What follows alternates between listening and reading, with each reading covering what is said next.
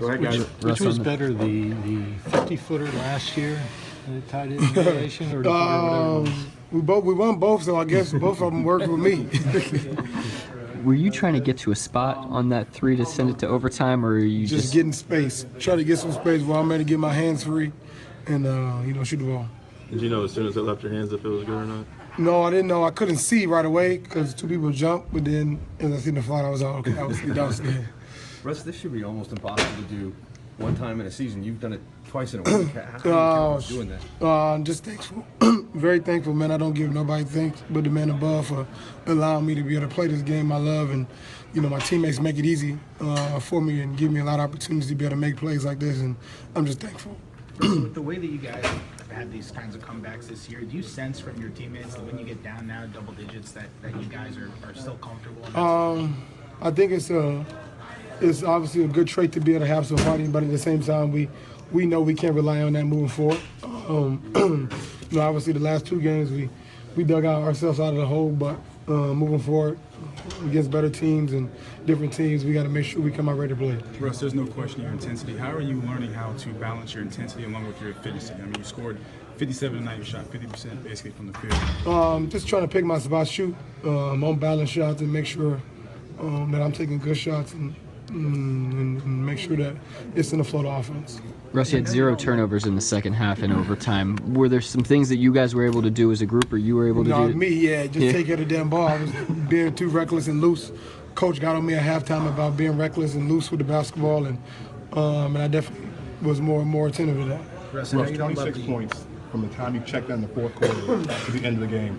Was the basket just getting bigger and bigger as the game progressed towards the end? I was just looking at the scoreboard, just taking one possession at a time, trying to make sure that we get a good shot, whether it's attacking the basket or creating open shots for my teammates. But you had to know that you had. I know you don't love it, but you had the highest scoring triple double ever tonight. Is that cool to be able to have that? That's definitely a blessing, man. That's like I said before, I don't take this game for granted. Every night I come out and compete, try to compete at a high level, and that's definitely something that's a blessing and definitely something I can be proud of. Could you see in the last 3 minutes of regulation, and especially in overtime, you had way more energy than the other 9 guys on the court? You just got to wonder more than other people, man. I think for me, every night I don't think about getting tired. I just go out and keep going. And like I said, I'm very, very thankful and blessed to be able to have that energy and constantly keep moving, keep playing, and I don't take it for granted. You can feel that out on the court, though? It's a mind thing. For me, being tired is what you tell yourself. For me, I don't think about getting tired. Just think about the next play, making winning basketball plays and trying to win. In your playing career, have you ever had back-to-back games like this in junior high, high school, college? Anything like this ever happen? No, not at this level. Something I don't, I never dreamed about. But happy we got the 2 wins, and let's kind of move on to the next one. Feel good to have a voice that hoarse. Man, my voice been going for like 3 days, man. I have no voice. You guys went a little colder offensively in the second half, but your defense kept you guys in the game. Talk about that. Actually, the last 2 games has kind of been like that. It's part of the game, man. You're going to hit some shots some days you're not. You got to find a way to win. We did a great job of just digging down defensively towards the end of the game, give us a chance to win. Came out on top again.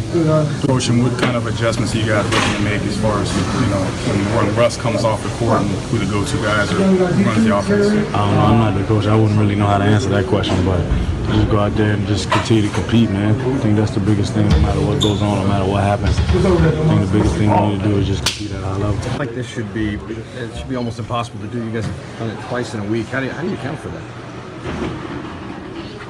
I honestly don't know the answer to that question either, but just the will to win, man. Russ does a great job, obviously, of leading us and just giving us that mentality, that will to win. And I think the team did a great job collectively these past 2 games of just locking down defensively. It's a long game, man. The NBA game is a long game. There's no telling what could happen. But, I think we did a great job of just kind of staying the course. Because of all the late comebacks you guys have had, especially Russ doing all this stuff, does that feed over to other games? Do you feel comfortable when you get down 10, 15 points? Yeah, we was definitely in the huddle saying we've been here before. So all I'm gonna say. So, you know, it's a familiar feeling. So we just go out there and just play as hard as we can, and it turned out good for us. You sprint back from that 21-point deficit and get to overtime. What's it take then from a mentality standpoint to actually be able to execute past that? Just win the game, man. That's all we were focused on. After we got to overtime, we felt like we had a good chance to win. So we went out there and we did that.